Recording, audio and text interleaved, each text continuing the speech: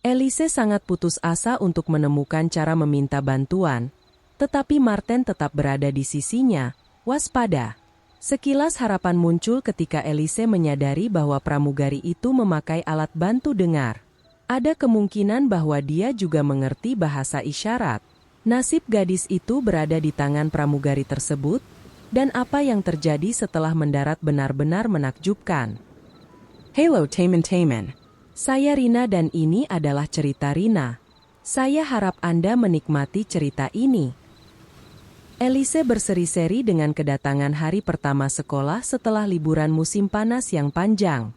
Gadis berusia 8 tahun itu hampir tidak bisa menahan kegembiraannya, tidak sabar untuk berkumpul lagi dengan semua teman yang sudah lama tidak dilihatnya.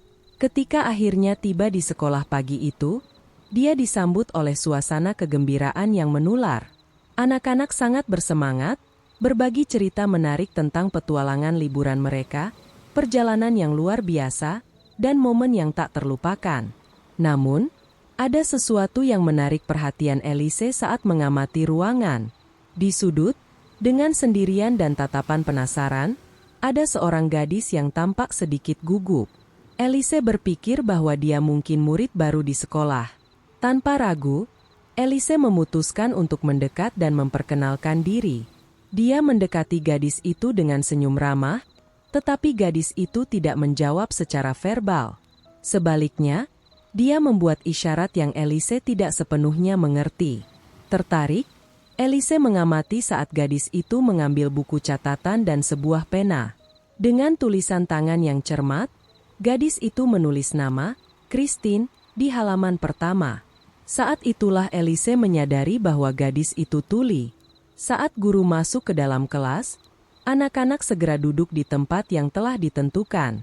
Christine dengan lembut ditempatkan di salah satu baris depan, di mana dia bisa memiliki pandangan yang jelas terhadap guru. Dia mengandalkan membaca bibir sebagai alat penting untuk memahami apa yang dikatakan di sekelilingnya. Guru, dengan pandangan penuh kasih dan penerimaannya, mulai menjelaskan kepada kelas bahwa tahun ini, Christine akan menjadi bagian dari kelas. Dia menekankan untuk menyebutkan kondisi khusus Christine, memastikan bahwa semua siswa memahami dan merasa empati dengan situasinya. Ruangan menjadi sunyi, sementara guru menggambarkan ketulian Christine dengan empati dan kejelasan. Secara alami, rasa ingin tahu anak-anak terpancing, dan mereka mulai bertanya dengan minat yang tulus. Christine, dengan keterampilannya dalam bahasa isyarat, menjawab dengan anggun dan percaya diri. Guru, bertindak sebagai jembatan komunikasi, menerjemahkan jawaban Christine ke dalam bahasa lisan, memastikan bahwa semua orang bisa berpartisipasi dalam percakapan secara inklusif. Pada saat itu, ruang kelas telah berubah menjadi lingkungan belajar tidak hanya tentang mata pelajaran akademik, tetapi juga tentang empati, pemahaman, dan penerimaan perbedaan. Elise dan Christine dengan cepat menjadi teman yang tak terpisahkan. Sangat menakjubkan dan mengharukan melihat kedua gadis ini mencoba berkomunikasi, meskipun menghadapi tantangan. Kesulitan dalam komunikasi tidak menjadi penghalang bagi berkembangnya persahabatan unik di antara anak-anak tersebut. Sepanjang tahun itu, Elise dengan tekun belajar bahasa isyarat. Ketika bersama teman kesayangannya, dia berusaha mengajarinya, menggunakan gerakan dan isyarat sederhana untuk saling memahami. Di rumah, semangatnya sama mengesankannya. Dia meminta kepada ibunya untuk menemukan video yang mengajarkan bahasa isyarat, dan dengan demikian, Elise memperluas kemampuannya untuk berkomunikasi dengan Christine.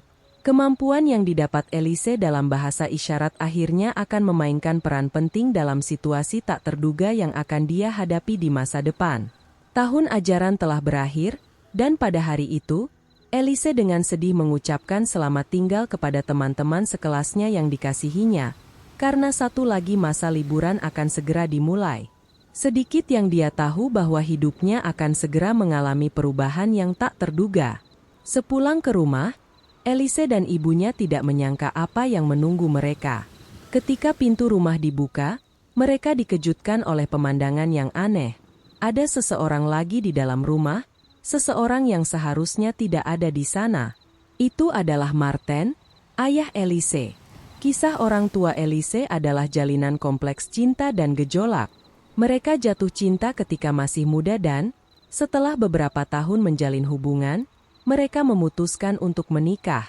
Tidak lama kemudian, Elise lahir, membawa kebahagiaan dan tantangan bagi kehidupan orang tuanya. Hubungan antara kedua orang tuanya selalu diwarnai oleh gejolak. Martin, ayah Elise, adalah pria dengan karakter yang dipertanyakan dan tidak pernah menunjukkan kesetiaan kepada istrinya. Pertengkaran terus-menerus tampaknya menjadi bagian yang tak terhindarkan dari pernikahan mereka. Ketika Elise baru berusia 4 tahun, Martin mendapat tawaran pekerjaan di negara lain, tetapi dia tidak bersedia membawa keluarganya dalam usaha baru ini. Dalam keputusan yang mengejutkan semua orang, Martin memilih untuk meninggalkan istri dan putrinya dan melanjutkan hidupnya di tempat lain, memutuskan semua kontak dengan mereka. Tahun-tahun berlalu, dan ketidakhadiran Martin menjadi bagian permanen dari kehidupan Elise dan ibunya. Hingga hari itu, ketika dia muncul kembali secara mengejutkan, memicu serangkaian emosi dan pertanyaan yang tidak pernah dibayangkan Elise dan ibunya harus dihadapi lagi. Martin memeluk Elise, tetapi perasaan itu terasa aneh dan tidak nyaman bagi anak perempuan tersebut. Dia tetap diam, masih berusaha mencerna kenyataan bahwa pria itu, yang hampir tidak diingatnya, sedang memeluknya. Ibunya juga jelas terlihat terkejut dengan situasinya dan tidak bisa menyembunyikan keterkejutannya atas kemunculan Martin yang tiba-tiba. Dengan ekspresi heran, Ibu Elise langsung bertanya apa yang dia lakukan di sana, seolah-olah mencari tahu kebenaran di balik pertemuan yang tidak terduga tersebut. Martin menjawab dengan alasan yang, meskipun tampaknya sederhana, meninggalkan rasa tidak nyaman di udara. Dia berkata bahwa dia merindukan keluarga dan kunjungannya itu adalah cara untuk terhubung kembali. Ada sesuatu yang terasa tidak benar. Ketegangan di atmosfer dan kecemasan Elise dan ibunya mengisyaratkan bahwa ada lebih banyak hal yang harus diungkap. Dan kata-kata Martin tidak cukup untuk menghilangkan keraguan dan kekhawatiran yang muncul dengan kehadirannya yang tiba-tiba. Martin menjelaskan bahwa dia berada di negara tersebut selama beberapa hari dan menyatakan keinginannya untuk menghabiskan waktu bersama putrinya. Dia mengusulkan untuk membawa mereka mengunjungi kakek nenek dari pihak ayah, yang membuat situasinya semakin aneh dan membingungkan. Bagaimanapun, Martin telah menghilang selama hampir 5 tahun. Selama waktu itu tidak seorang pun dari keluarganya menunjukkan minat untuk berhubungan dengan Elise. Ibu Elise, meskipun ragu dan khawatir, mencoba menentang gagasan tersebut. Martin kemudian mengajak hak-haknya sebagai ayah, menegaskan bahwa, saat itu, tidak ada alasan sah bagi ibu untuk menolak putrinya kesempatan menghabiskan waktu bersama ayahnya. Kebingungan situasi dan rasa tidak nyaman terus berlanjut. Tetapi melihat ketegasan Martin dan hak-haknya sebagai orang tua, Ibu Elise merasa dilema tentang bagaimana melanjutkannya. Martin berjanji untuk membawa Elise kembali ke ibunya pada hari berikutnya. Dengan itu, Elise dan ibunya menyiapkan sebuah tas kecil dengan beberapa potong pakaian dan mainan favorit Elise. Perpisahan itu emosional, dan dengan hati yang berat, ibu dan anak itu berpisah untuk sementara waktu. Elise berangkat bersama ayahnya menuju rumah kakek nenek dari pihak ayah, meninggalkan perasaan tidak pasti yang menggantung pada pertemuan yang tidak terduga ini. Di rumah orang tua Martin, yang merupakan kakek nenek Elise, suasananya aneh dan jauh. Elise mendapati dirinya dikelilingi oleh orang-orang yang hampir tidak dikenalnya, dan perhatian yang diterimanya sangat minim. Ayahnya, Martin, terus bertindak dengan cara yang jauh dan tidak terlalu terlibat dengan putrinya. Elise menghabiskan sisa hari itu hampir sendirian, bermain tanpa ditemani ayah atau kakek neneknya. Gadis kecil itu, dalam kepolosan masa kecilnya, tidak menyadari bahwa ayahnya sedang merencanakan sesuatu yang gelap dan bahwa niat di balik pertemuan itu mungkin sangat berbeda dari apa yang dia bayangkan. Keesokan paginya, Martin membangunkan Elise sangat pagi dan memintanya untuk bersiap dan mengambil tas ranselnya, karena mereka akan segera pergi. Gadis kecil itu mencoba bertanya tentang tujuan perjalanan mereka, tetapi hanya mendapat keheningan dingin dari ayahnya. Di dalam mobil, sementara mesin berdeham lembut, Martin akhirnya memutuskan untuk menjelaskan situasinya kepada putrinya. Dia mengatakan kepada Elise bahwa mereka menuju bandara, tetapi nada suaranya suram dan mengancam. Elise waspada ketika dia menambahkan bahwa dia harus tetap diam sepanjang waktu, di bawah ancaman tidak akan pernah melihat ibunya lagi jika dia berani membuka mulut untuk berbicara dengan siapapun.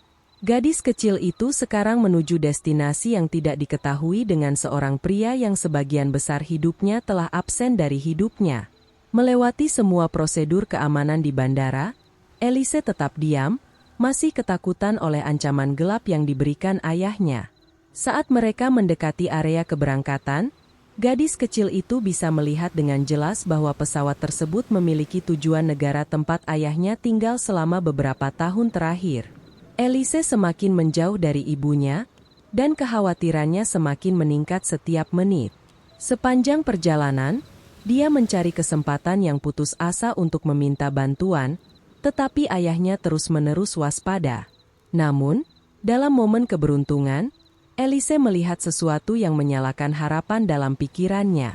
Salah satu pramugari menggunakan alat bantu dengar, dan meskipun dia berkomunikasi secara verbal, ada kemungkinan dia juga mengetahui bahasa isyarat. Ketika pramugari mendekat, Elise diam-diam menarik perhatiannya. Dengan isyarat bahasa isyarat yang hati-hati, dia berhasil memberitahu pramugari bahwa ayahnya telah menculiknya. Ayahnya bingung dan cemas untuk memahami bagaimana putrinya mengetahui bahasa isyarat itu, gelisah dan menuntut mengetahui apa yang telah dia komunikasikan. Pramugari itu menunjukkan kecerdikan besar, menyamarkan situasi dengan tenang. "Oh, jadi kamu ingin segelas jus dan sandwich? Tidak masalah, anakku. Saya akan membawakan itu untukmu." Pramugari itu telah memahami pesan rahasia Elise dan bertekad untuk membantunya secara diam-diam sementara ayahnya tidak menyadari permintaan bantuan sebenarnya dari gadis kecil itu. Ketika pesawat mendarat, Martin terlihat jelas cemas ingin turun. Dia menarik Elise dari lengannya, tergesa-gesa di tengah kerumunan penumpang. Ketika mereka hendak mencapai pintu keluar, Martin dan Elise didekati oleh polisi, yang bertindak cepat sebagai tanggapan atas informasi yang diterima dari pramugari. Para petugas membawa Martin dan Elise ke area terpencil di bandara, di mana gadis itu akhirnya memiliki kesempatan untuk menceritakan semua yang terjadi. Di ruangan lain, Martin tidak punya pilihan selain mengakui kebenaran. Dia mengungkapkan niatnya yang gelap, menjelaskan bahwa dia berencana menggunakan Elise sebagai alat tawar-menawar dalam negosiasi perceraian dengan istrinya. Niatnya adalah untuk mendapatkan bagian dari harta bersama dengan imbalan hak asuh gadis itu. Pengungkapan yang begitu mengejutkan menunjukkan betapa jauh dia rela pergi untuk mencapai tujuan egoisnya, dengan membahayakan hidup dan kesejahteraan putrinya sendiri. Rencana jahat Martin akhirnya terbongkar, dan sekarang dia harus menghadapi konsekuensi hukum dari tindakannya. Elise dan ibunya akhirnya dipertemukan kembali, dan dalam bulan-bulan berikutnya, perceraian resmi orang tuanya terrealisasi.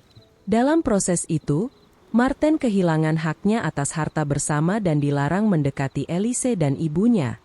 Meskipun kesulitan dan momen menakutkan yang Elise hadapi selama pengalaman traumatis ini, keluarga akhirnya dapat menemukan sedikit kelegaan dengan mengetahui bahwa mereka aman dan Martin tidak lagi bisa menyebabkan kerugian dalam hidup mereka.